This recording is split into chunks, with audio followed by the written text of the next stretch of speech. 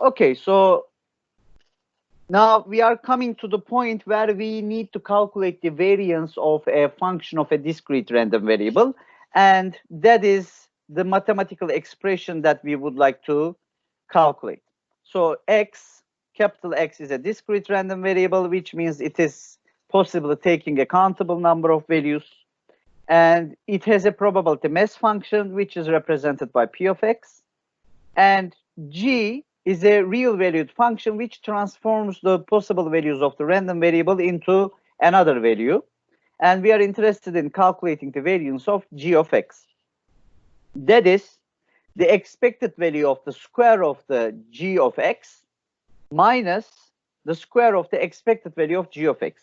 So instead of the ordinary variance, as you can see, we calculate the possible values here in when we are calculating the expected value of the g square. We are, for possible values, all possible values of that random variable, we are multiplying the square of the function values and multiplying them with the respective probability mass values and sum them up. That is the expected value of the square of the function minus square of the expected value of the function. So we have the expected value of the function of that random variable where the function is g of x. Now we take the square of it and subtract it from the previous value. So just like the ordinary expectation, I'm sorry, ordinary variance, but this time the formulations will rather have the function of that random variable instead of x itself. Now, in this question 3, you are going to understand it better. We are going to compute the variance of the absolute value of x, where absolute value is the function gx here, okay, function g. And our random variable, discrete random variable, is the same random variable as in question 1. And it is supposed to take possible values of -2, -1, 0, 1, and 2 with respective probability mass function x plus 3 over 15. So while we plug in the possible values that it can take on this function, we will be calculating the respective probability mass values. So it can take on the 5 possible values. Now, we are going to calculate the variance of the absolute value of x. Now, in order to do that, what we are going to do, we are going to subtract the square of the expected value of the absolute value of x, which we have calculated. The expected value of the absolute value of x, we have calculated in question 1 as 1.2. Okay, 1.2. And we need to subtract the square of the expected value of absolute value of x from the expected value of the square of the absolute value. However, as you know, the square of the absolute value is simply the square of that value, right? So whether you take the absolute value or not, the square of the absolute value is the same as the square of that value. However, when we are going to calculate that value, we are still going to apply the rules. As you can see, for all possible values of this discrete random variable, we multiply the square of the absolute value of these values with the respective probability mass value. So for -2, we have 4. For -1, we have 1. For 0, we have 0. For 1, we have 1. And for 2, we have 4 again. Multiplied with the respective probability mass values calculated according to the probability mass function, the expected value of the square of the absolute value is 2. So what we are going to do, we are going to subtract the square of 1.2 from 2, and that is going to give us 0.56. So that is how we calculate the variance of a function of a discrete random variable. It has a very easy procedure, okay? You basically replace x square here with the function square, okay? Function square. So what is the function? Here it is absolute value. In another question, it can be any other function. Okay, so this is how we calculate the variance, which is very similar in a similar manner as we have seen in the expected value calculation. Now what we are going to do is finding the probability mass function of a discrete random variable. Now, my friends, I mean, before moving further and reading the contents of this page, I just want to explain this. Now, you see, if x is a random variable, then most probably, g of x is going to be a random variable as well. So let's just say y is calculated as a function of random variable x, and here y is most probably a random variable as well. Okay, so if the input of a function is random, then the output is also random. Okay, because of that reason, we are going to be interested in not just the expected value of this output or not just the variance of this output. We are going to be interested in the distribution of that output. So what type of distribution it has. So, and in order to model its distribution, we need to provide its probability mass function or cumulative distribution function. Here in the discrete case, here when we have discrete random variables, we are just going to assume probability mass functions. We are going to calculate probability mass functions because probability mass functions are quite good representatives of the distribution of this discrete random variable. Okay, so assume now we already have a discrete random variable which is capital X, denoted by capital X, and it has a probability mass function which is px of x. So this index here, this subscript here, indicates that px here belongs to px, the probability mass function px here, that it belongs to random variable x.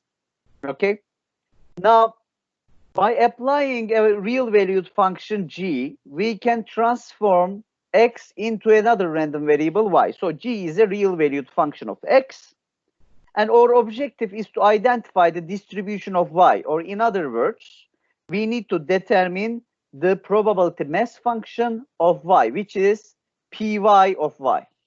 Okay, so in other words, the random variable y, the output, takes which values possibly and with what probabilities. So we are going to answer this question.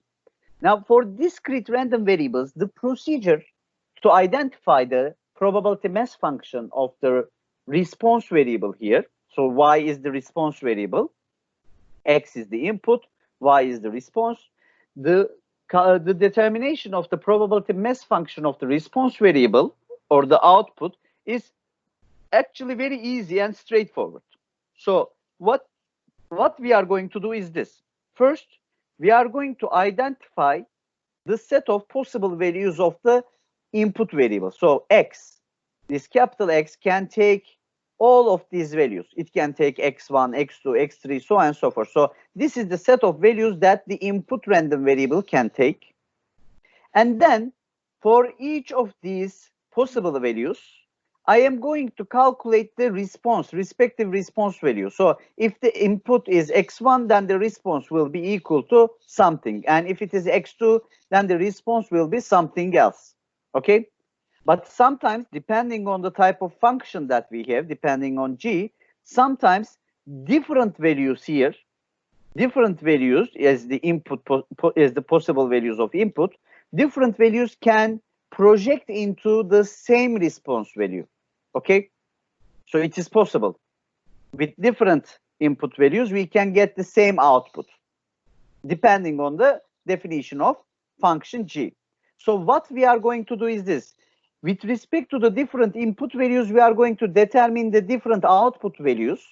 And if we have multiple input values projected on the same output, then we are going to add their probabilities up to determine the probability mass value at that value. So this is going to be much more easier if we try to understand it in a question. So again, we have a probability mass function of random variable x, and that random variable can take integers from -2 to 2 with respect to probability mass values x plus 3 over 15. Now, we define a function of that random variable, and that function is the maximum of 1 and the square root of x squared. And that is our function g of x, and that g of x converts my random variable into another random variable. Now, if you try that, if you try all possible values here from -2 to 2, you will see that some values are going to return the value of 1, and some values are going to return the value of 2. Okay, because of that reason, for different possible values of x, because y can take different values as well, y is also a random variable, and we are interested in computing the probability mass function of y. Okay, so what I am going to do is this. I am just going to create a list of the possible values that the input random variable can take, which are values from -2 to 2. And for each of them, for each of these possible values, I will calculate the response value. So what would be the response if the random variable x is equal to -2? So by plugging in into the function, I will get a 2 from here, because square of -2 is 4, and the square root of it is equal to 2, and the maximum of 1 and 2 is 2. When we have -1 here, in that case, I will get a maximum of 1 and 1, and the maximum of 2 same values is exactly that value, and that is 1 here. When x is equal to 0, we get the maximum of 1 and 0, and the response value will be 1. When x is equal to 1, again, the response will be 1, but when x is equal to 2, the response value will be equal to 2. So you see, depending on the possible values that random variable x can take, the random variable y can take the values of 2 and 1. Okay, while x is taking 5 different values, y can only take 2 different values. It all depends on the definition of the function. Okay, and now you see, if random variable x takes the value of -2, the random variable y can take the value of 2 in that case, with probability 1/15. But with another probability here, y can take the value of 2 as well. And that probability is 5/15.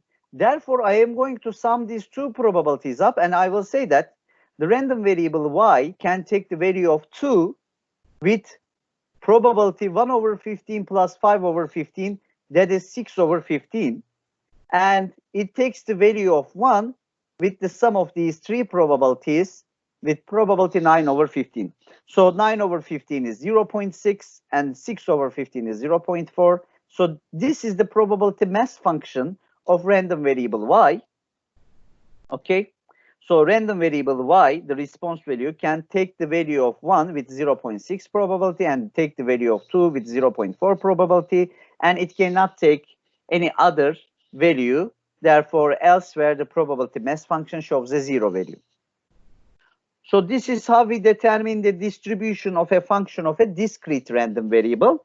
The discrete random variables, the procedure is not very hard. However, I mean, as you experienced in question 2 here, sometimes the questions can be a little tricky, where you may require your knowledge on previous topics.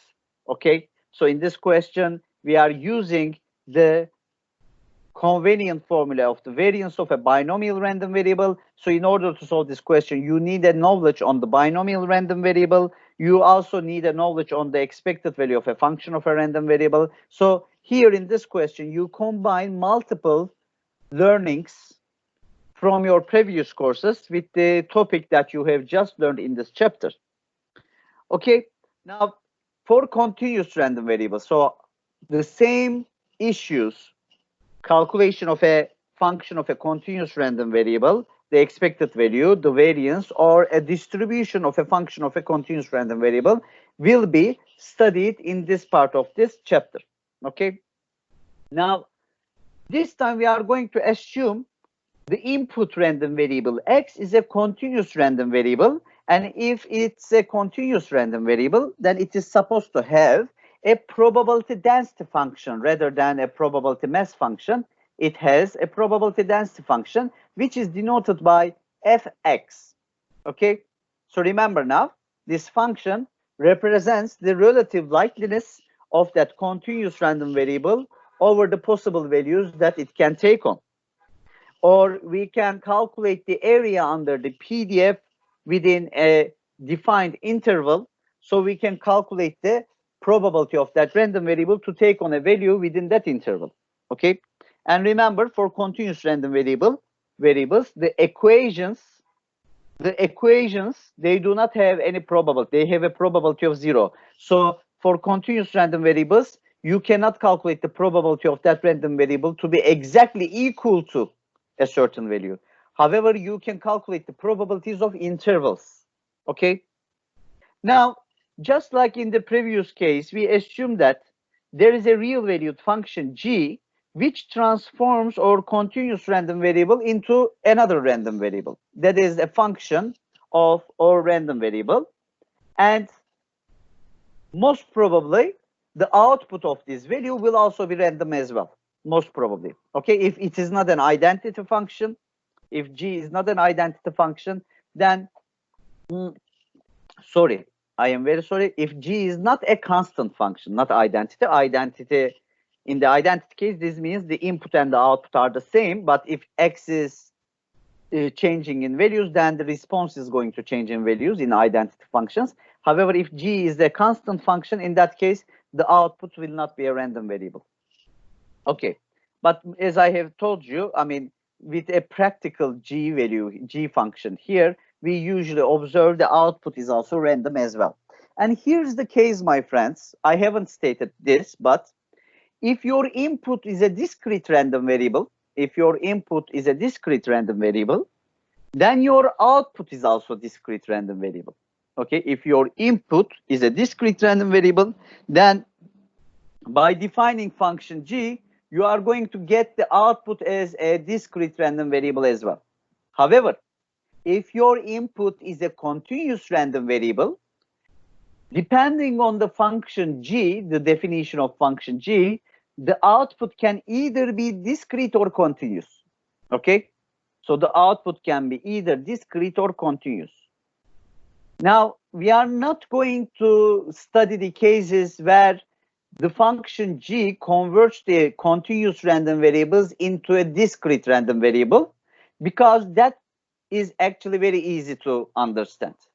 Okay? So that part is very easy to understand. However, we are mainly going to focus on general functions g. Okay, general functions g. In any way, the solution procedures are going to be the same. So whether g converts the continuous random variable into a discrete or a continuous random variable, in all cases, the solution methodologies are going to be the same, but practically, we are going to mainly solve questions where g converts the continuous random variable into another continuous random variable. So this is a much more practical case. But as I have said, in some examples, we will see some cases where this function g converts the continuous random variable into a discrete one. Okay? And I mean, if you want to imagine this, it can be very easy. For example, I can define g as a rounding function. So this g can be a rounding function which rounds the continuous random variables into the closest integers. Okay? So instead of calculating the input, it can be continuous, but g can convert that continuous random variable into a closest integer.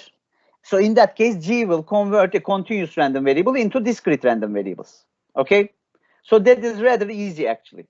Now, we are going to start by calculating the expected value of a function of a continuous random variable in the first place. So this is going to be the main thing that we are going to study in the beginning.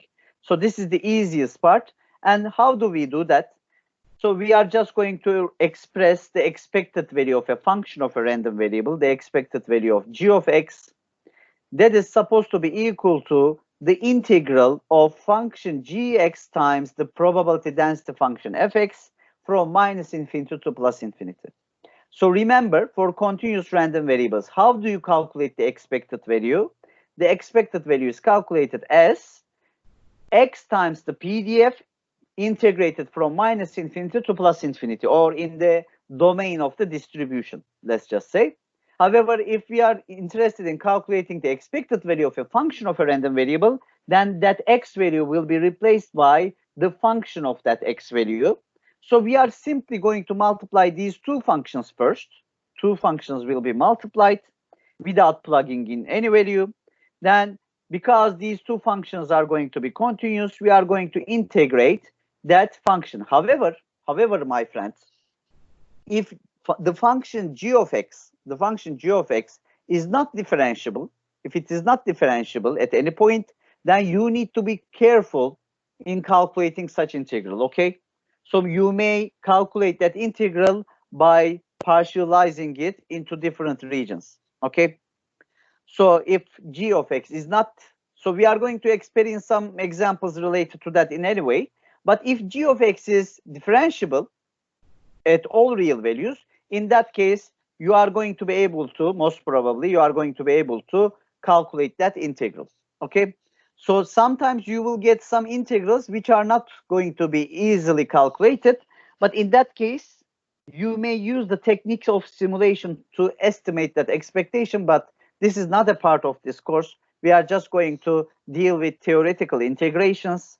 So let's do that.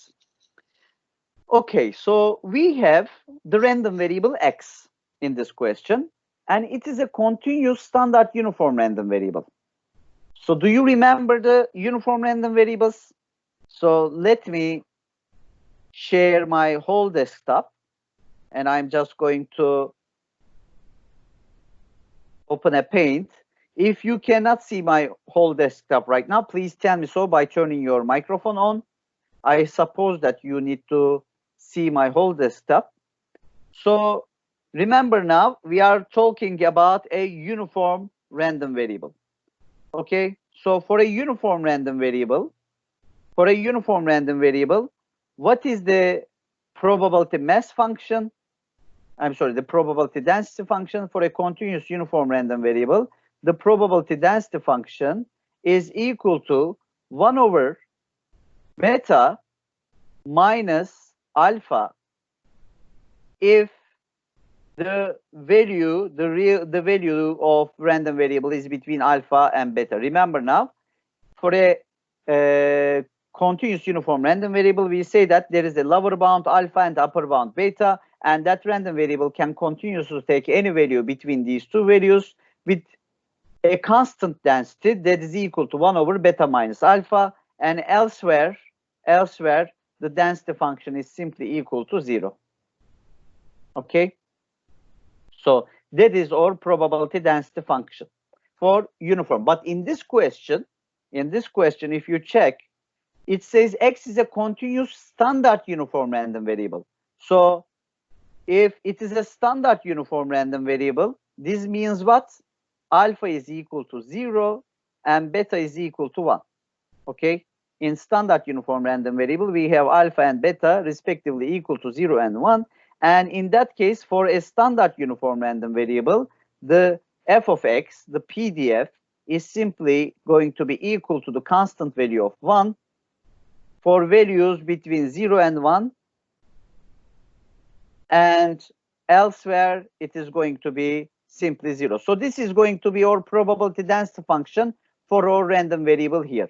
X is a continuous standard uniform random variable. This means it has the probability density function equal to a constant value 1 between the 0 and 1 values, and elsewhere the PDF is 0.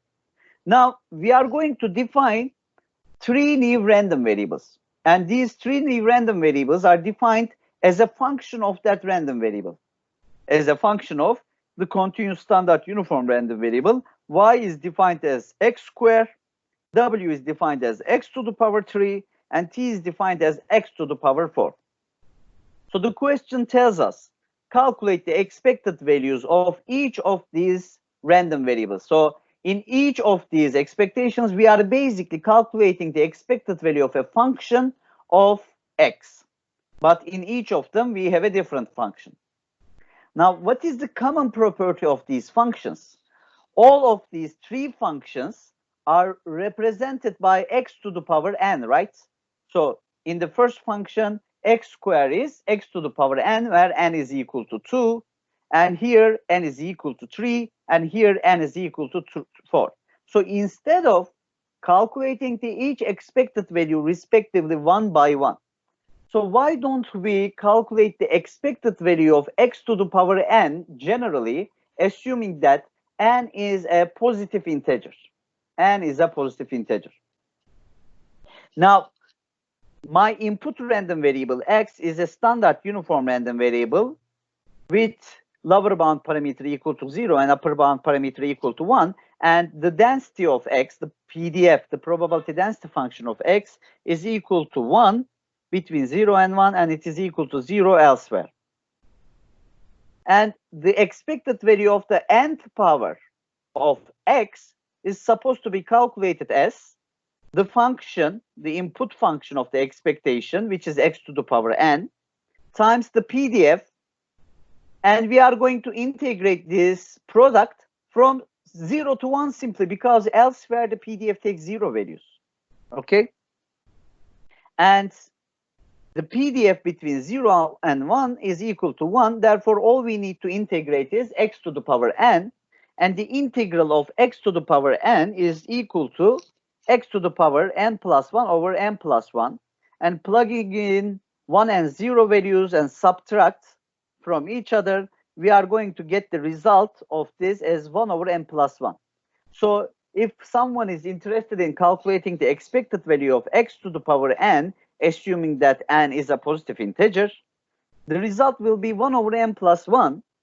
And in that case, if y is equal to x squared, then the expected value of y will be equal to expected value of x squared, which is supposed to be equal to 1 over 2 plus 1, that is 1 over 3. And the expected value of w will be 1 over 4, and the expected value of t will be 1 over 5. So by general solution here, by this general solution, we can answer each of these expectations. My friends, do you have any question? Do you have any question up to that point?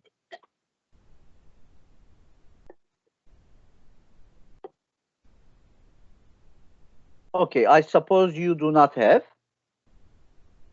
So let's move forward. So in question 6, again, we have a random variable with probability density function defined here. So what do we understand from here? Because it says this random variable has a probability density function, that random variable is supposed to be a continuous random variable. And according to this probability density function, we say that this random variable can only take non-negative values, the values which are greater than or equal to 0, according to the probability density function of 32 over x plus 4 to the power 3, and it cannot take any negative value where the PDF is equal to 0. Now we are going to compute the expected value of x. Interestingly, my friends, in this question, the question asks the expected value of x, not the expected value of a function of a random variable. It is basically asking the expected value of that random variable. Okay? So actually, this is not a question related to an expected value of a function of a continuous random variable. However, we are going to use a trick here. And instead of answering expected value of x, we are going to calculate the expected value of x plus 4. Okay? So we are going to come up to the final answer, expected value of x, later. So let's calculate the expected value of x plus 4. And the expected value of x plus 4 is the expected value of a function of that random variable. Therefore, we are going to multiply the function with the probability density function here. And then we are going to integrate this multiplication from 0 to infinity, as that random variable can only take values in that region. Now, because we have replaced x with x plus 4 here in our first initial calculations, x plus 4 here will cancel out with one of the x plus 4s in the denominator easily, and 32 will simply be a constant value which can get out of the integral. And then, because we have the second power in the denominator, we will be integrating the x plus 4 to the power minus 2 from 0 to infinity over x operator. Okay? So we need to solve that integral only to give an answer. Now, how do we solve such integrals? Remember now, the interior of this parenthesis is a function. And we are going to apply a change of variable here. And we will say that y will be equal to x plus 4. and therefore d of y, dy, is going to be equal to dx.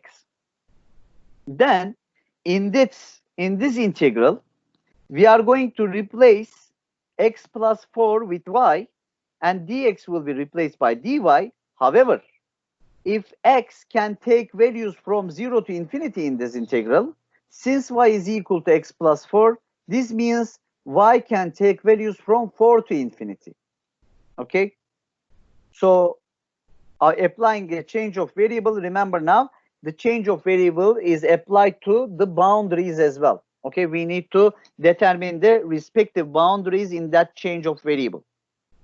And here, the integral of y to the power minus 2 will simply minus y to the power minus 1. And the integral will be minus 32 over y. Plugging in infinity and 4 values, when we plug in infinity, we get 0. And when we plug in 4, we get minus 8. Subtracting minus 8 from 0, we get an 8. So the expected value of x plus 4 is equal to 8. Now, if expected value of x plus 4 is equal to 8, remember now, the expected value of a linear function of a random variable is equal to what? The linear function of the expectation, right? So this means what? Expected value of x plus 4 is equal to expected value of x plus 4. Therefore, if your answer to the expected value of x plus 4 is 8, then the expected value of x should be equal to 4. So this is how we calculate that answer, that question, how we solve that question in an easier manner. If you choose the other way around, then it is going to be a little more problematic, but in the end, you are going to apply a change of variable. I mean, instead of calculating the expected value of a function of a random variable here, if you directly intend to calculate the expected value of x, then you are going to apply a change of variable once again, and you are going to separate the integral into two parts, but still you are capable of solving that question. Okay? But this is just a convenient methodology. Instead of directly calculating the expected value of x, we are interested in calculating the expected value of x plus 4 y. Our objective is to create a cancellation of the numerator here and the denominator, one of the components in the denominator, so we can easily calculate the integral here. Okay, now we have question 7. In question 7, we have a random variable x with probability density function being equal to 6x times 1 minus x within the unit interval, within 0, 1 interval, and elsewhere the PDF is equal to 0. Okay, so in this question, unfortunately, I have forgotten to write elsewhere. Instead, I have written otherwise. The both term works, okay? So elsewhere, so do we have, okay, elsewhere here and otherwise here, they are the same things, okay? They are not different. Okay, compute the expected value of x to the power 3, it says. So again, we have a function of a random variable, the expected value of x to the power 3. And how do we compute that? It is easy, actually. We are going to multiply x to the power 3, the function x to the power 3, with the PDF, and we are going to integrate it over the 0, 1 interval, because our random variable can only take values within that interval. And 6 gets out of the integral as a constant value, and the product here will be x to the power 4 minus x to the power 5, which integrates as x to the power 5 over 5 minus x to the power 6 over 6. And when you multiply these with 6, you would get exactly this function. And when plugging in values of 1 and 0, you would get the difference as 1 over 5, which is the expected value of x to the power 3 here. Okay, that is equal to 1 over 5.